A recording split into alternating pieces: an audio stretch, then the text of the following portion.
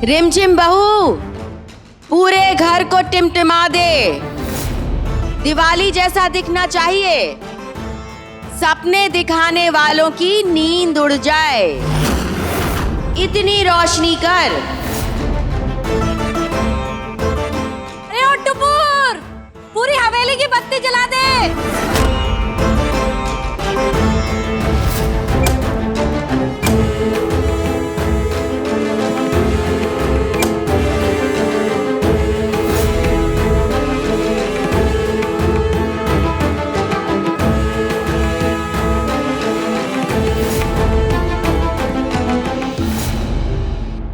ठाकुर माँ, ऐसा क्यों है कि हमारे घर की बत्ती जल रही है पर उनके यहाँ की बिजली गायब है? बिजली वाले बाबू को बुला के इनके यहाँ की बिजली कटवा दो। बिजली का डब्बा तो हमारी तरफ है और हमारी तरफ पाँव रखने की हिम्मत नहीं करेंगे ये लोग। जमींदार के पैर के नीचे से जमीन न खिसका दी तो मुझे ठाकुर माना कहना। मैंने तुझे बताया था ना, ये कृष्णा नगर है, तुलसीपुर नहीं। समाज भले ही आदमी जात चलाते हों, लेकिन ये घर एक औरत चलाती है। समय समय का फेर है, कहीं रोशनी तो कहीं अंधेर है।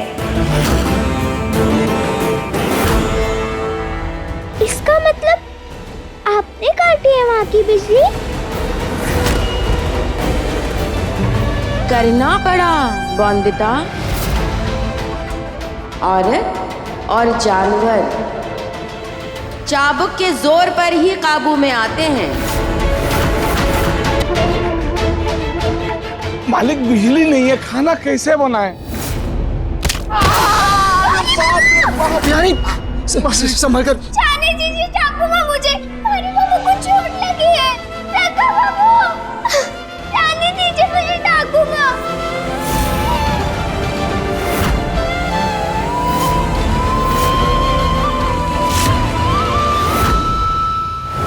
बाप रे माँ, बिहारी संभल कर। ऊपर बिहारी, मैं ठीक हूँ मालिक, आप मेरी चिंता मत कीजिए। बस हो सके तो बाजार से मोमबत्ती या दिया लेकर आइए। अरे रहने दे अनिरुद्ध, कोई फायदा नहीं, कुछ नहीं मिलने वाला बाजार में। जितना हम जानते हैं बॉन्दिता की ठाकुर माँ को, अगर सही जानते हैं तो उसने बाजार से सारी मोमबत्ती सब दिए उठवा लिए होंगे।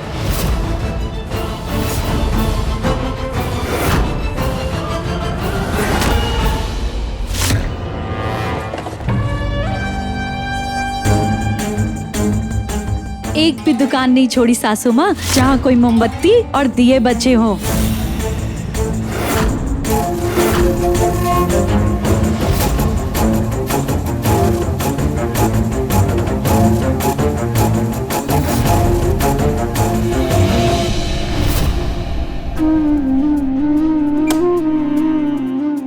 अरे बॉन्दिता दीदी, बिजली होने के बाद भी अंधेरा करके क्यों बैठे हो?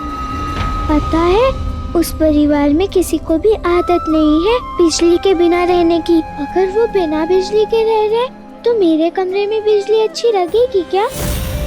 तुलसीपुर में थी तो ससुर जी बस एक टेलीफोन करते थे बिजली दफ्तर को और बिजली तुरंत चालू हो जाती थी। पर रोशनी और अंधेरा दोनों ठाकुर माँ के हाथ में, बॉन्दिता दीदी, तुम्हारे हाथ में नहीं। वैसे आपसे एक बात कहनी थी मुझे, पर जाने दीजिए।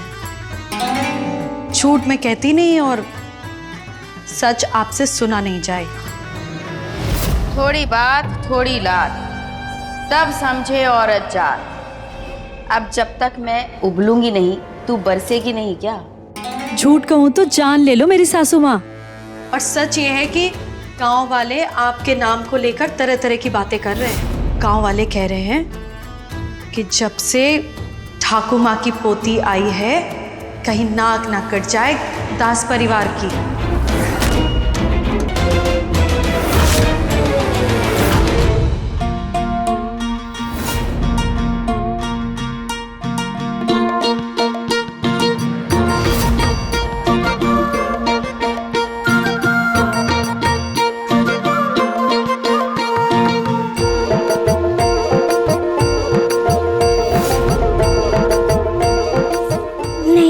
अंधेरा भले ठाकुर माँ के हाथ में है, पर अंधेरा दूर करना बौंदता के हाथ में है।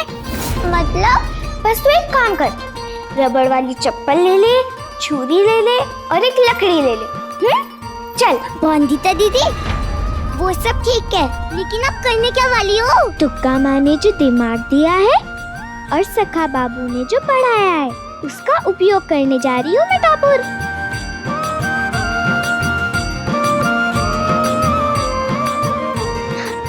ले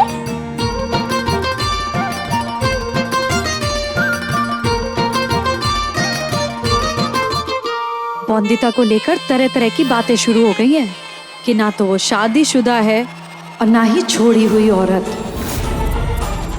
और ऊपर से वो जमींदार अनिरुद्ध रॉय चौधरी हमारी नाक के सामने आकर बैठ गया है। और आप तो जानती हो सासू माँ कि बात अगर लड़की जात की हो तो फुसफुसाहट को गांव की चौपाल का मजाक बनने में देर लगती है क्या?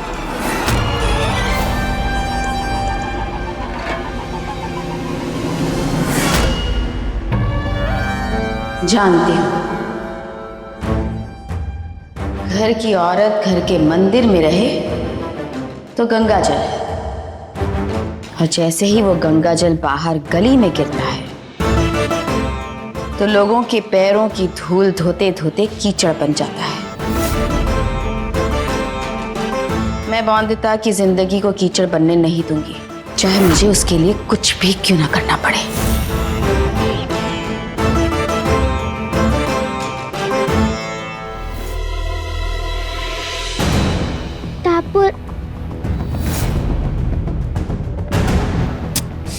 इधर आओ। बौंदिता दीदी, हाँ दिमाग सही जगह नहीं लगा रहे हो आप, क्योंकि यहाँ पे सिर्फ आदमी आते हैं, वो इन तारों को छूते हैं, लड़कियों आते नहीं। मुझे तो डर लग रहा है, ठाकुर माँ ने देख लिया ना तो खैर नहीं हमारी। ऐसा कुछ नहीं होगा टापुर, ऐसा कोई काम नहीं जो आदमी कर सकते हैं, औरतें बिल्कुल भी नहीं।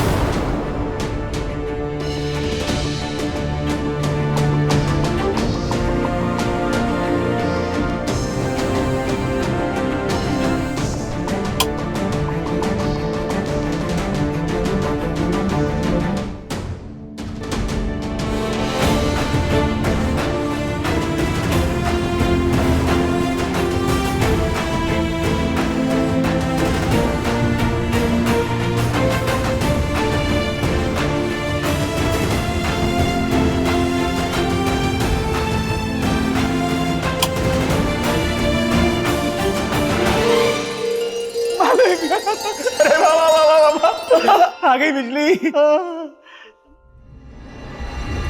लेकिन बौंदिता की ठाकुर माँ ने कैसे होने दिया है? काका। अरे अनिरुद्ध बेटा, आ गई बिजली, हो गई रोशनी। हाँ काका, लेकिन बिजली से रोशनी नहीं आई है। तो इस बार हमारे घर की रोशनी ही बिजली लाई है, देखिए। मतलब बौंदिता? हाँ काका, बौंदिता। वाह दीदी, आपने तो लड़कियों के लड़कों वाला काम कर दिखाया। पर ये कैसे किया? शिक्षा के पन्नों से छुटकी बहन, क्योंकि मेरे सखा बाबू कहते हैं कि शिक्षा ही वो अस्त्र है जो लड़की और लड़के के बीच के भेदभाव को मिटा सकता है, लड़कियों को भी आत्मनिर्भर बना सकता है। इसीलिए तो मेरे सखा बाबू गए नहीं यहाँ से, बल्कि पड़ोसी बाबू बनकर सामने रहने लगे, ताकि ठाकुर माँ मुझसे ये किताबें ना छीन सके और मेरे बैरिस्टर बाबू बनने के सपने को तोड़ ना सके। काका जानते हैं, मैं आज ही उसे विद्युत संरचना और सर्किट के पाठ पढ़ा रहा था, और देखिए कैसे आज ही बौंदिता ने फिर एक बार किताबी ज्ञान का व्यवहारिक जीवन में उपयोग किया। काका, आज तक सिर्फ मैं ये बात जानता था कि बौंदिता बहुत समझदार है, लेकिन आज के बाद बौंदिता की ठाकुर माँ भी ये बात जानेंगी और मानेंगी भी। मेरी दुर्गा माँ से बस यही प्रार्थना है कि बौंदता की ठाकुर माँ बौंदता की समझदारी को सराहें, समझें, माने, जाने कि उनकी पोती एक हीरा है जिसे चक्की में पीसा ना जाए बल्कि प्यार से तराशा जाए। बेटा, तुम्हें नहीं लगता कि तुम कुछ ज्यादा ही उम्मीद कर रहे हो? वो भारत की सबसे बड़ी चोटी कौन सी है? हिमालय। हाँ, हिमालय। तो हिमालय की चोटी एक बार पिघल सकती है, पर ये बौंदता की ठाकुर मां ये कभी नहीं बदल सकती। सासू माँ, सामने वाले घर में बत्ती आ गई। तुझे बहू बनाकर मेरी किस्मत फूटी है, आंखें नहीं देख सकती हूं मैं। पर जानना तो ये है कि बिजली आई कैसे। इनका बिजली का डब्बा तो हमारी कोठी के हिस्से में है ना। इतनी रात को कौन मिल गया इनको बिजली वाला? कोई बिजली वाला नहीं मिला है ठाकुर माँ।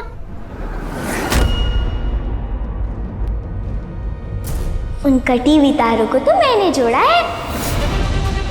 तूने? तू लड़की जात होकर वो बिजली के डब्बे को कैसे हाथ लगा सकती है बौंदिता? रबड़ की चप्पल और लकड़ी से काकी। सखा बाबू ने विद्युत संरचना का पाठ जो पढ़ाया था मुझे। जानती हूँ ठाकुर माँ, आपको ये बात अच्छी नहीं लगी होगी, पर मेरा इरादा आपका अपमान करने का बिल्कुल भी नहीं था। पर वो भी मेरा परिवार है। जैसे मैं आपको दर्द में नहीं देख सकती, वैसे ही उन्हें भी तकलीफ में नहीं देख सकती। मैं तो बस यही प्रार्थना करती हूँ दुर्गा माँ से कि जैसे आज बिजली की तारें जोड़ी हैं, कल रॉय चौधरी परिवार और दास परिवार के दिलों की तारें जुड़ जाए। ये क्या किया तूने बौंदिता? चल माफी मांग सासू माँ से। पर जब मैंने कोई गलती ही नहीं की तो माफी किस बात की मांगू?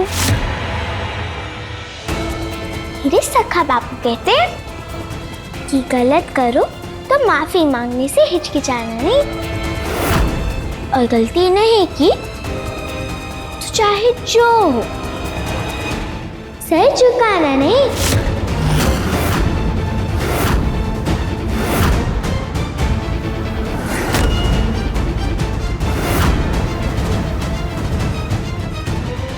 कुछ सीख रिमझिम, बौंदिता से कुछ सीख। कितनी होशियार है तू मेरा एक काम करेगी? मेरी सोने वाली चादर फट गई है, तो क्या उसे सी देगी? रात में ना ठंड के मारे ठिठुर जाती हूँ मैं। तुझे सिलना पिरोना तो आता होगा, तेरे सखा बाबू ने नहीं सिखाया? मेरे सखा बाबू ने नहीं, मेरे काका ससुर जी ने सिखाया है। ये चादर मैं अभी सी देती हूँ। लेकिन सासू माँ, तू हो सके तो इसका मुंह भी सिल दे। जा चादर लेकर आ, और हाँ साथ में सुई धागा भी लेके आना। हाँ हाँ सासू माँ। अरे कहाँ रह गई, जल्दी कर।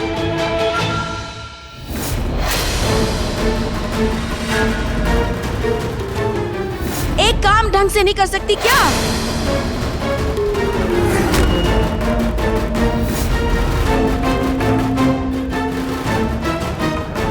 अब देख ठाकुर माँ की सजा।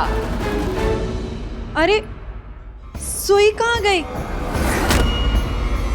अब इस कचरे के ढेर में सुई कहाँ से मिलेगी? अरे दूसरी सुई ले आना। हाँ। अरे लेकिन दूसरी सुई तो है नहीं, ये तो आखिरी सुई थी ना डब्बे में। ना, हाँ हाँ सासू माँ, छूट कहूं तो जान ले लो मेरी, लेकिन आज रात तो आपको ठंड में ही मरना, मतलब ठिठुर के गुजारना पड़ेगा। ऐसे कैसे? अरे बौंदिता अपनी ठाकुर माँ को ठंड में ठिठुरते हुए थोड़े ना देख सकती है। वो ढूंढ लेगी सुई। दूसरों की बिजली जाए तो बॉन्दिता देख नहीं पाती, तो क्या अपनी ठाकुर माँ को ठंड में ठिठुरता हुआ देख पाएगी? नहीं ना। ढूंढ लेगी ना सुई? हाँ ठाकुर माँ, ढूंढ लूंगी मैं। शाबाश।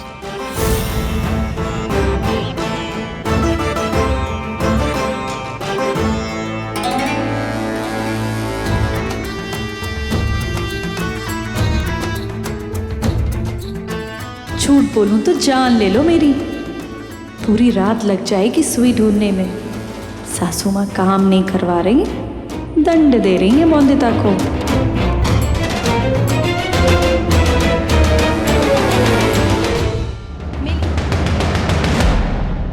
मिली सुई बॉन्दिता?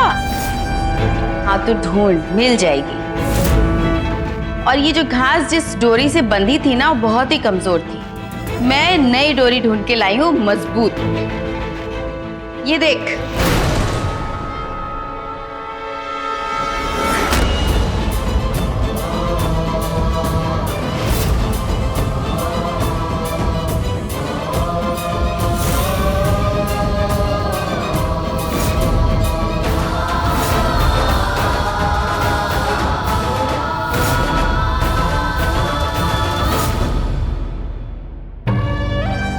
ठाकुर माँ, पता चल गया है मुझे कि रस्सी से पढ़ाई के कागज भेजते हैं बॉन्दिता को उसके सखा बाबू।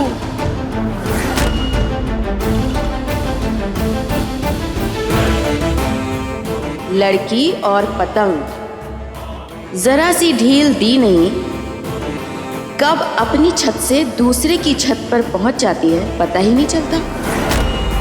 अनिरुद्ध रॉय चौधरी, अब जो भी डोर तुझे बॉन्दिता के साथ बांधेगी उसे मैं काट दूंगी।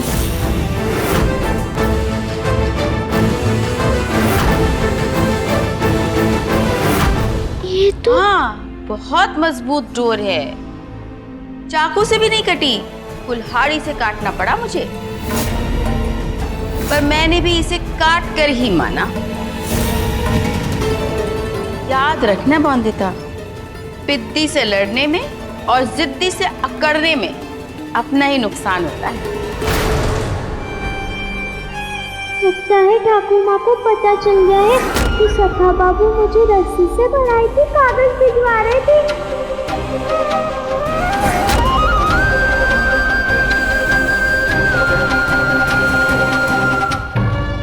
अब ये सारी घास तो इसी रस्सी से बांधना,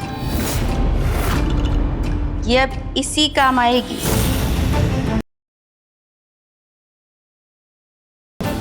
कहाँ खो गई? पहले 3 काम करने हैं तुझे। पहले तो सुई ढूंढना, फिर जब सुई मिल जाए तो मेरी चादर सिलना, और चादर सिलने के बाद ये सारी घास इसी रस्सी से बांधना। अब ये रस्सी इसी काम आएगी। पर सासू माँ, बॉन्दिता अकेली ये सब कुछ? दीवार चढ़ती चींटी और काम करती बेटी, दोनों को कम मत आंकना। तेरी तरह आलस की मारी नहीं है ये। जब ये आदमियों वाले काम इतने अच्छे से कर लेती है तो औरतों वाले काम तो चुटकी में कर लेगी, है ना बॉन्दिता? चलो अपना अपना काम करो और इसे अपना काम करने दो। चलो।